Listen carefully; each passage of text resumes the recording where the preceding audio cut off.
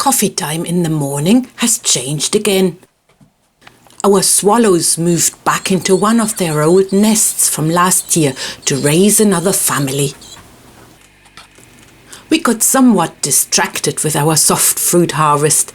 Bags and bags of raspberries went into the freezer,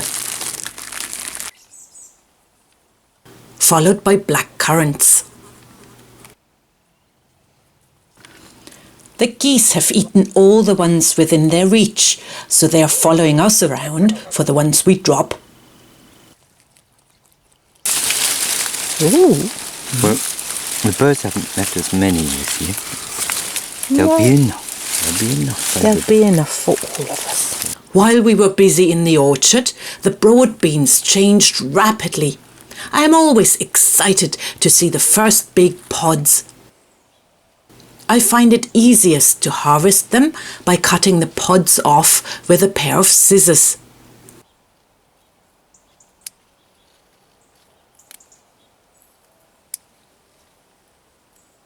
These pods could grow on for a couple more weeks, but I love fresh beans so much that I can't resist. They are depodded in no time and only need boiling for 3 or 4 minutes. How lucky we are to be able to eat food that takes only 10 minutes from the garden to our dinner plate. In the meantime, all sorts of other interesting things are happening around the garden. The angel's fishing rod has come up beautifully, and the fig tree shows its very first fruit. We leave them another month or so.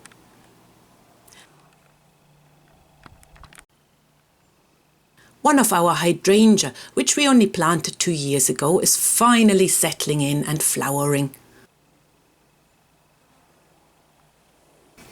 The comfrey is buzzing with bees.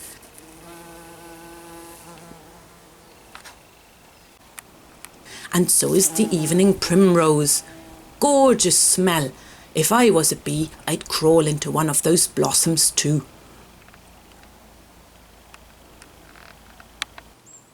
The gladioli are coming up, pinker than ever. I always let the marjoram go to flower because the honeybees love it.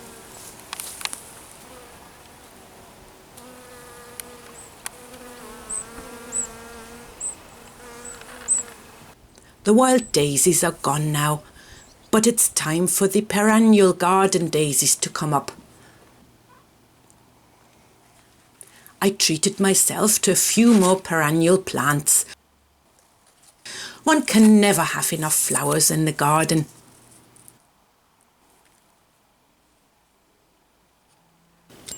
For a change, it's been rather dry lately, so digging a hole isn't all that easy.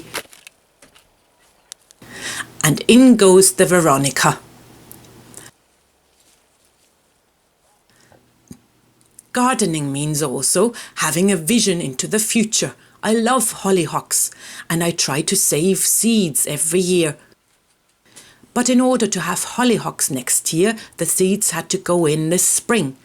And when they've germinated, they need repotting and caring for during the winter.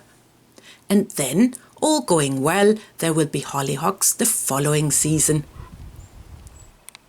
Past the mint bed, which is spreading like a carpet, this year's first pink blossoms have just opened.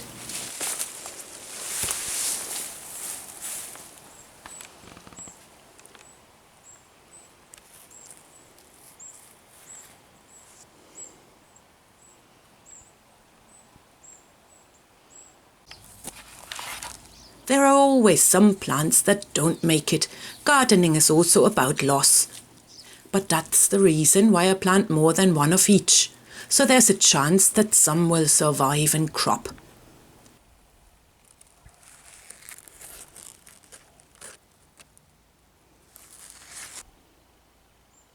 This is a quinoa plant. I put some seeds in this bed when it was all weed-free in spring. Let's see whether we find any.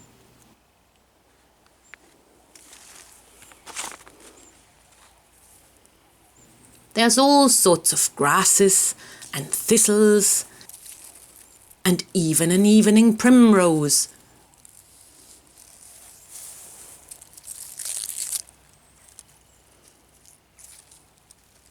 And other pretty plants. And lettuce. And wheat.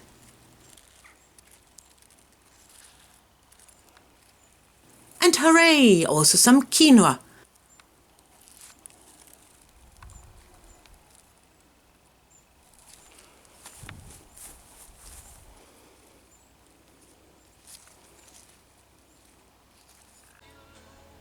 After an hour's weeding, the bed is more of a monoculture.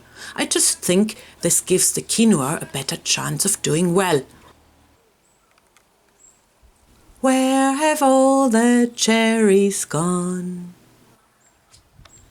Our cherry tree must be a secret meeting place for blackbirds.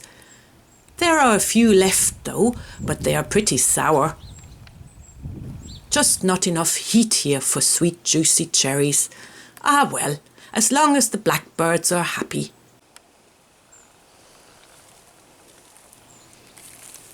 High time to check on the garlic. The giant garlic will take another few weeks. But the ordinary garlic is ready to come out.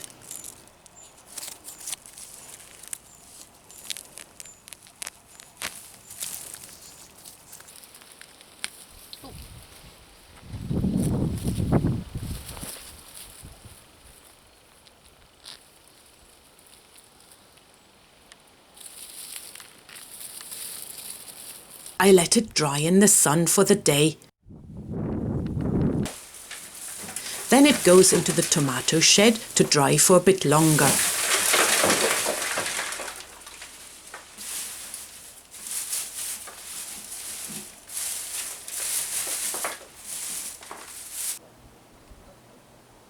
I left some of the giant garlic from last year to go to seed, just to see what would happen. And look, they wear little hats to keep them dry.